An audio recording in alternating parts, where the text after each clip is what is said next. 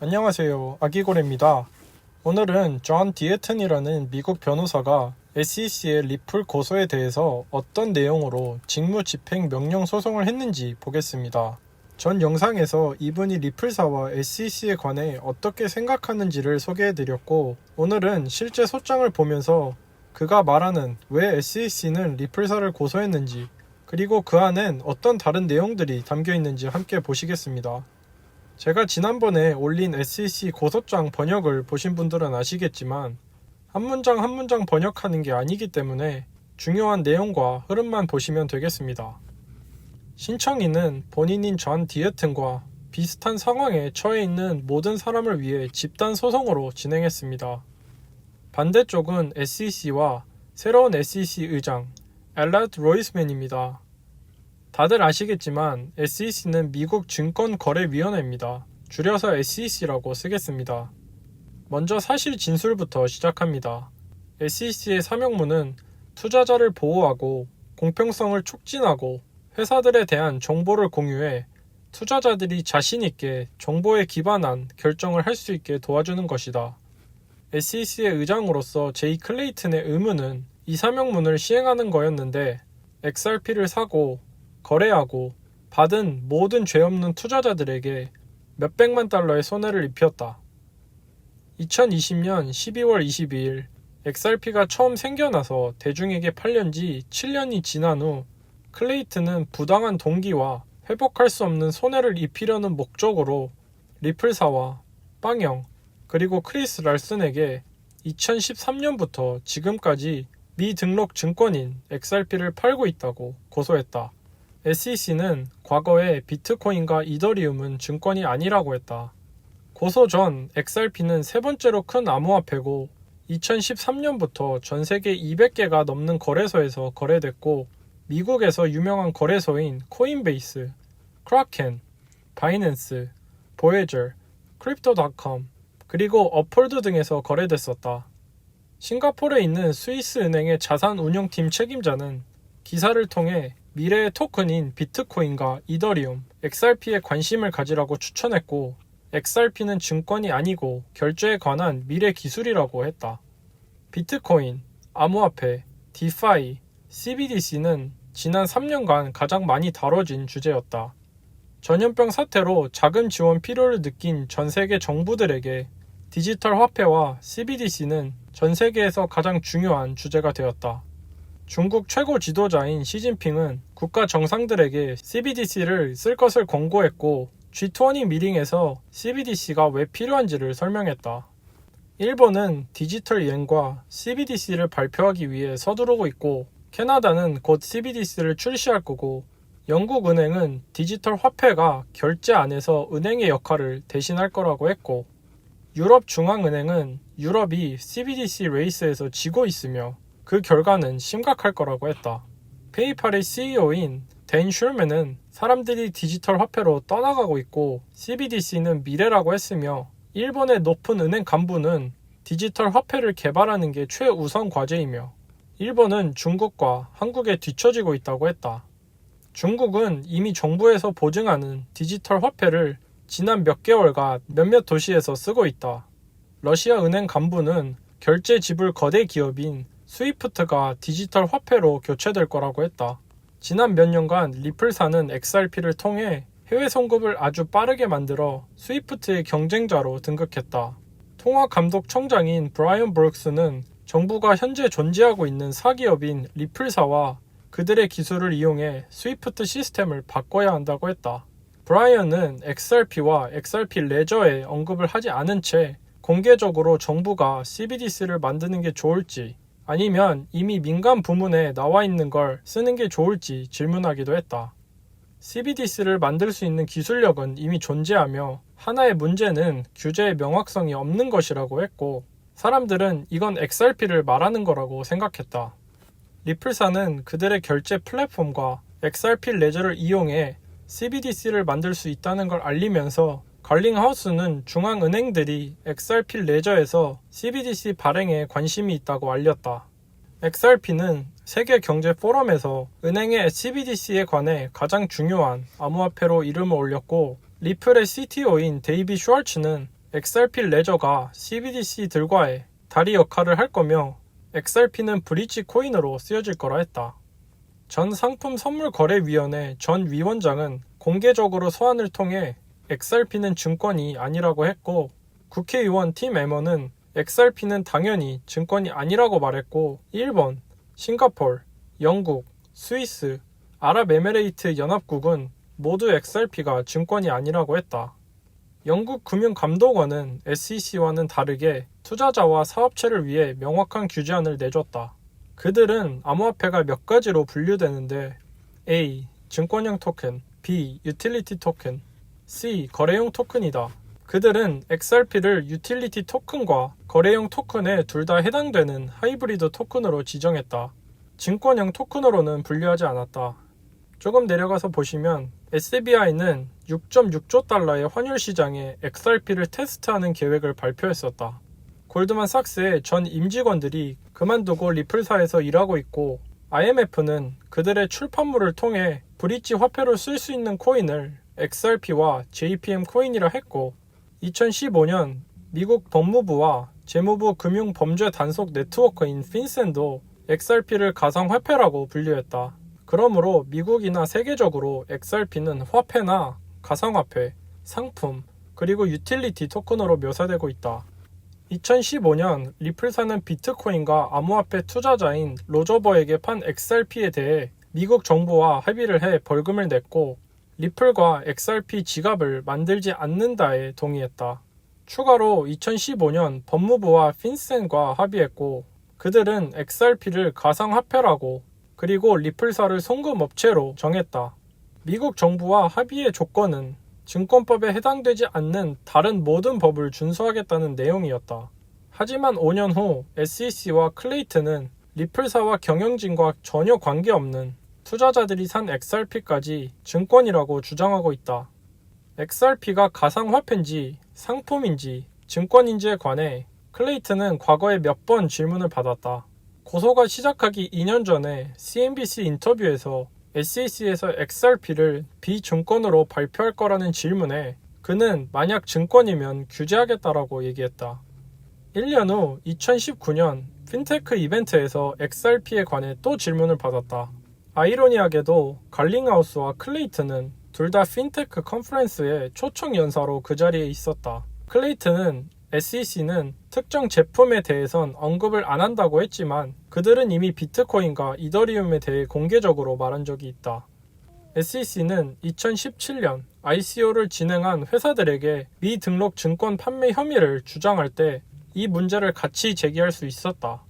이런 ICO들은 증권이었기 때문에 SEC에서 막았지만 리플사와 XRP는 그대로 남겨두었다. 2017년이 XRP가 거래된 지 벌써 4년이나 된 시점이었다. SEC와 클레이튼은 비트코인과 이더리움처럼 XRP를 증권이 아니라고 발표하진 않았지만 그들의 행동이 XRP가 증권이 아니라는 걸 암시했다. SEC는 리플사가 머니그램을 통해 XRP를 국제간 유틸리티 토큰으로 쓰려고 할 것을 알았음에도 머니그램의 주식을 사는 것에 대해 동의했다.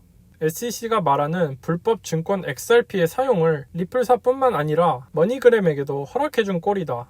SEC는 머니그램이 XRP를 개인 투자자들에게 팔 것을 알고 있었다.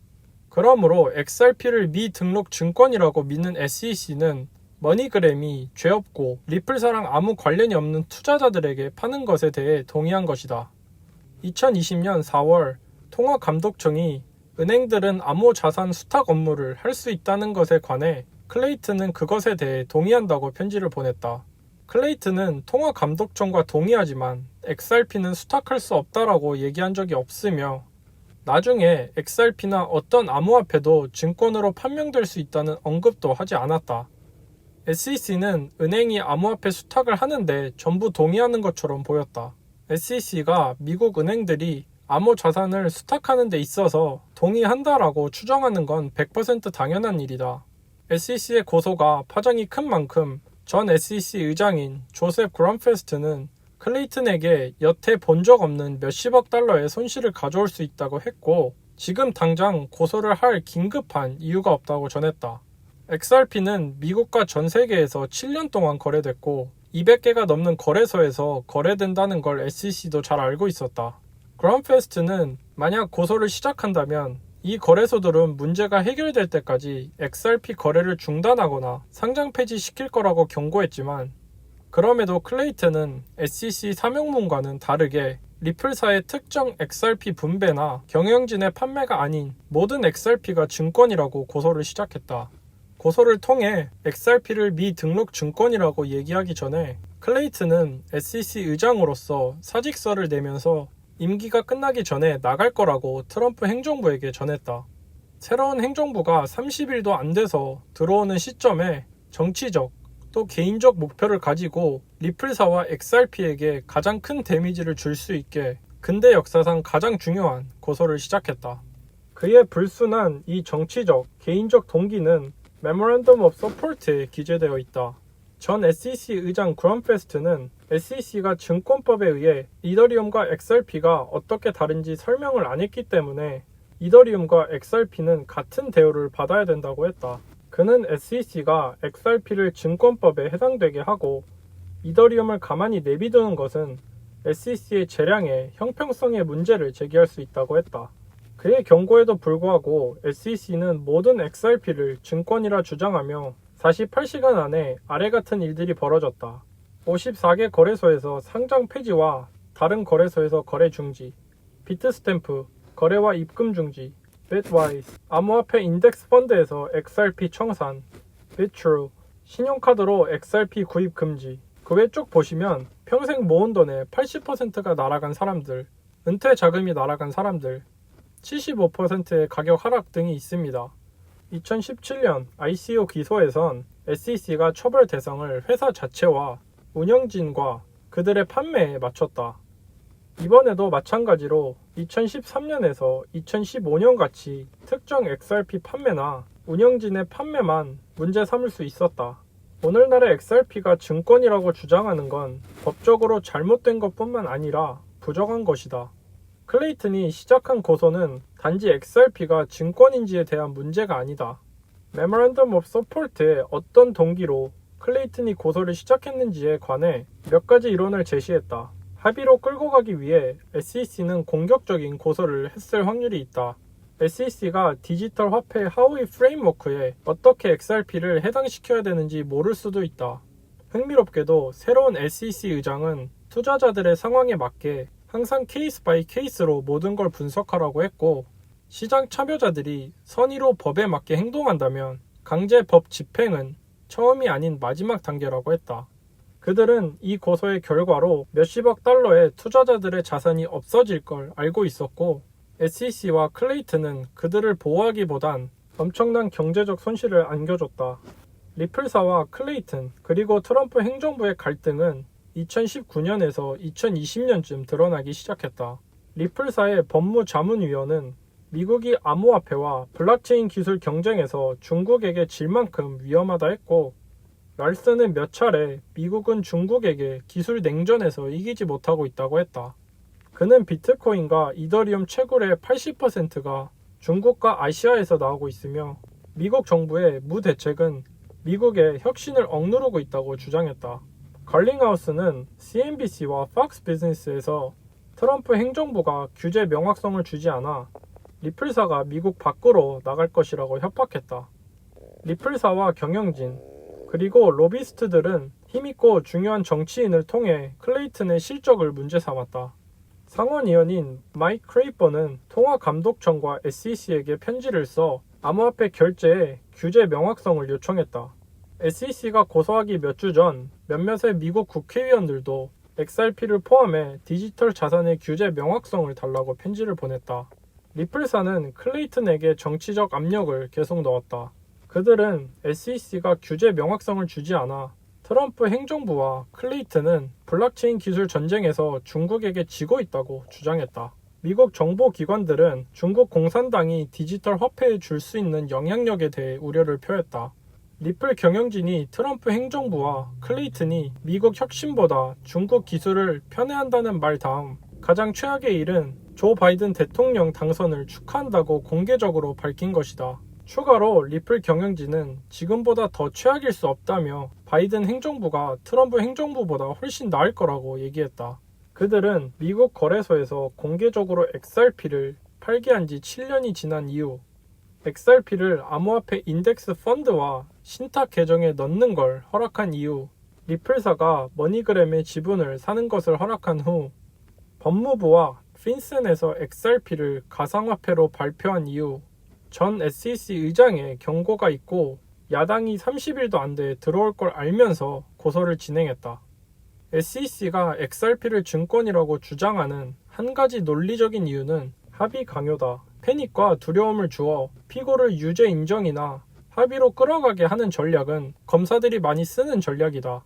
만약 SEC가 2명의 운영진만 기소하려고 했으면 개인적으로 한 특정 판매를 증권으로 주장하며 그렇게 했을 수도 있다. SEC 고소장에 의하면 양측은 털링 어그리먼트에 들어갔다.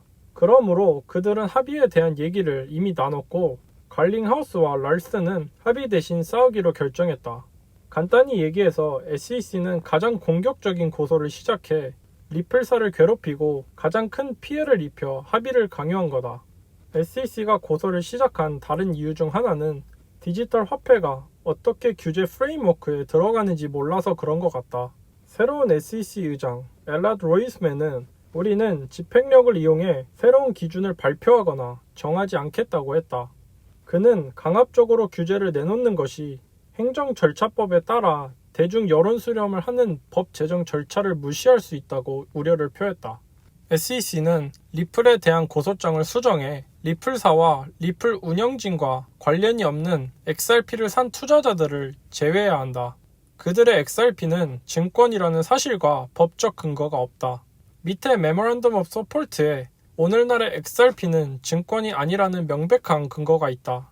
먼저 이분이 말하는 SEC의 고소 이유는 최대한 심각하게 고소를 해 합의로 이끌어 가려고 하는 이유와 어떤 것이 증권인지 아닌지를 정하는 하위 프레임워크에 XRP가 어떻게 해당되는지 몰라서라고 말하고 있습니다. 이분에 의하면 자세한 내용이 Memorandum of Support에 써있다고 합니다. 몇십 페이지 정도 되는데 제가 한번 읽어보고 공유할 내용이라면 영상으로 만들어 보겠습니다. 오늘도 끝까지 시청해주셔서 감사드리고 구독과 좋아요 부탁드립니다. 감사합니다.